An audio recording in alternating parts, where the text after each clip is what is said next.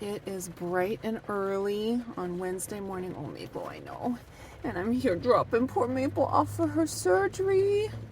She's like 5 months old, and Cedar is about 5 months old. And so it's been like playing with fire, having both of them not fixed yet. And so I didn't think to schedule anything way in advance, but when I started calling around to find out about surgery scheduling, everything was booked out like 2 months. And so we were like, uh-oh, we're gonna have kittens. Maple! So then I finally got an appointment, just like a consultation visit, and they're like, it's gonna be about 2 months to schedule the surgery. That's what they told me on the phone. But then once they met Cedar and Maple and recognized the gravity of the situation, they got us in like 3 days later. Cedar will be in a month because that wasn't as urgent. Just one of them, as long as one of them got it done, we would be good. So anyways, I'm gonna sit here and snuggle Maple for a little bit, and then I'm gonna drop her off. And it's gonna be a hard day, I know. It's gonna be a hard day, but you're gonna make it.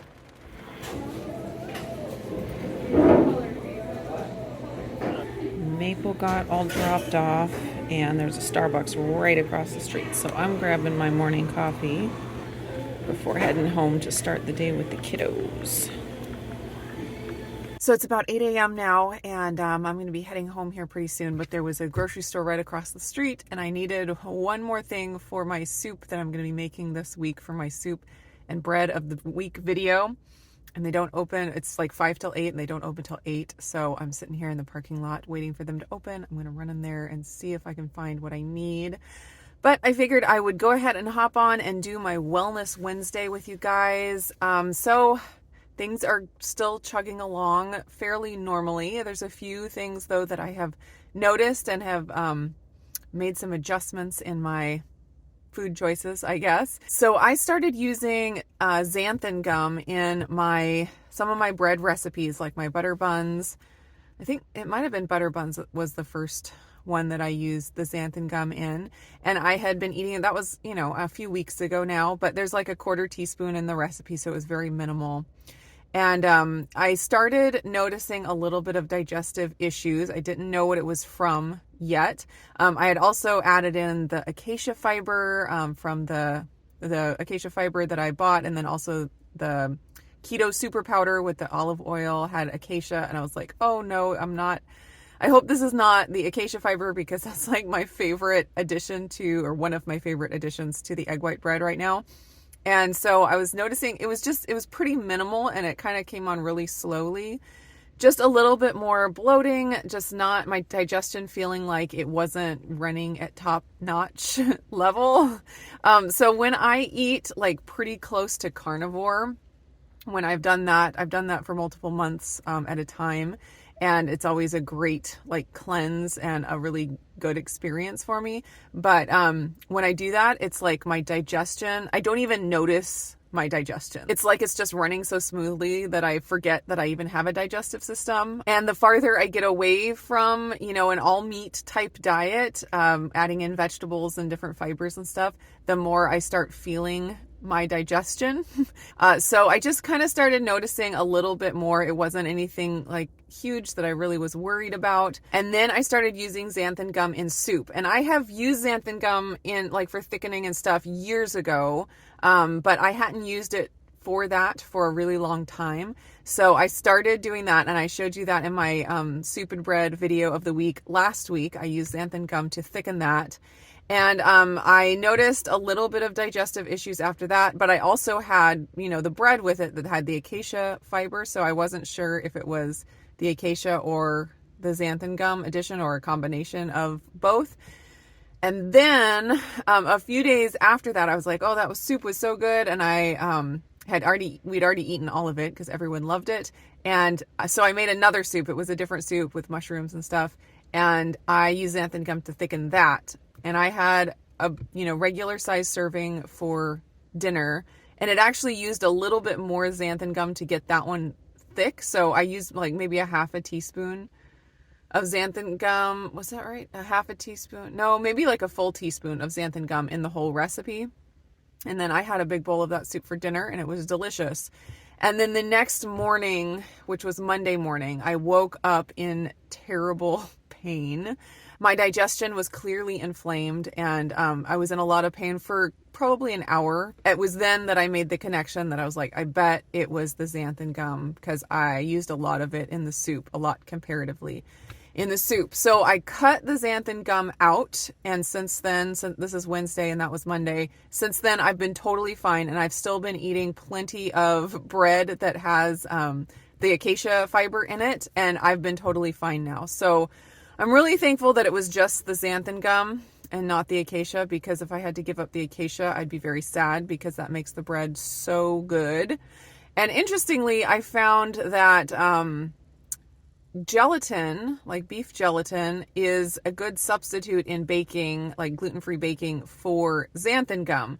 So I have adjusted my recipes to use gelatin in the recipe instead of xanthan gum, and it's working out just fine. So really, it's no big deal. I will have to find something better to thicken soups with, because gelatin doesn't work quite the same for hot soups, but you will see more baked good recipes with the gelatin in there. And I'm actually really happy, because anytime I can replace like a plant food with an animal food, which gelatin of course is an animal food, I'm happy, and that's usually a win for me. So I was really actually happy to find out that gelatin works that well. So one big argument or benefit for going carnivore, which is just an all meat diet, is that it really, really simplifies things.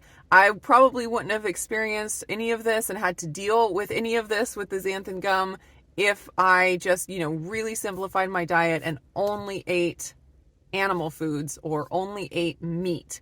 And that is one of the big benefits, and I don't argue that at all. But for me, I find a lot of benefit also in having variety, not necessarily just for like the nutrition that it gives me. I don't think that I need, xanthan gum for the nutrition, but it does, the variety does give more like mental health, and it helps me socially to like enter in with other people and just have different foods. So even though it's not really for my physical health, I can't just like make an argument for why I would want acacia fiber in my diet as far as nutrition and health.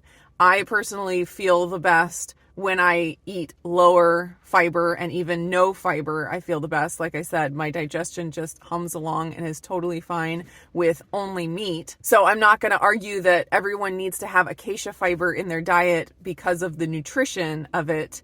But for me, it's one of those foods that I get to add to my diet for the other aspects of health, like mental health and social health, and just for the enjoyment and getting more pleasure from the food I eat. But then I also have to like balance, those foods that I add for pleasure with, the negative consequences that they might have. Like I was adding xanthan gum for pleasure, before. There was no nutritional reason why I thought I should add xanthan gum to my diet. But then it turns out that the drawbacks were enough that the pleasure that I got from eating it was not worth it anymore. So it's always like this balancing act of deciding what you're eating. First of all, having the base of like the nutrition. So as long as the base is there of nutrition coming from like animal foods for me, then from there you can add on, however much fat you need to make things enjoyable, however much carbs you need to make things enjoyable, and you just balance it with how it makes you feel. So that's kind of how I think about my food choices. There are a lot of people, especially it seems like in the carnivore world, and there's many reasons for this, but a lot of them that are very, what's the right word? They eat only for nutrition, and it's like food is only fuel, and yeah, you can enjoy it, but the primary focus is fuel. So every single thing on the plate has a nutritional reason why it's being eaten, and there's no like extras. And I totally respect that mentality and like the desire to just keep it simple and not think about food. And honestly, I like to use carnivore kind of as a cleanse, kind of like the way I used to use Whole30. Just to kind of get back to the basics, kind of clean everything out, just make sure everything is running smoothly. And then I'm able to see how any other additions, any fun additions to my diet affect me, kind of like the xanthan gum. And for me, simplicity in my diet is not my number one value. I have a lot of values when it comes to my diet. So nutrition is a value. Enjoyment is a really big value for me. The social aspect of it, like being able to create delicious foods for people, that's a really big value to me. So I kind of have developed my own system of eating and developed my own values around it. And then I get to, make adjustments as I go along. So I do recognize that things would be simpler if I just cut everything down to the basics and just ate for fuel and nutrition. But that cuts out a big part of what I enjoy about food in my whole life. And so I choose to kind of take a more complicated path with my eating than some people. And that is just one of those things that it has to be your own personal choice. Everyone gets to decide what's important to them and kind of build their diet on that. So anyways, that is just what I have been thinking about recently and my experience, refining my diet and figuring out what works and what doesn't. And now I have more important information that I can file away and use when I am making decisions about what I'm going to eat. So I guess this is going to be a quick Wellness Wednesday today. I hope you guys are all doing great. Comment down below. Let me know how you're doing. Are you still sticking to commitments you made in January? It's, past the middle of January now, which is usually when people kind of fall off. They lose that enthusiasm that they have at the beginning of the month. So let me know how you guys are doing with all that. And I will just see you in another video.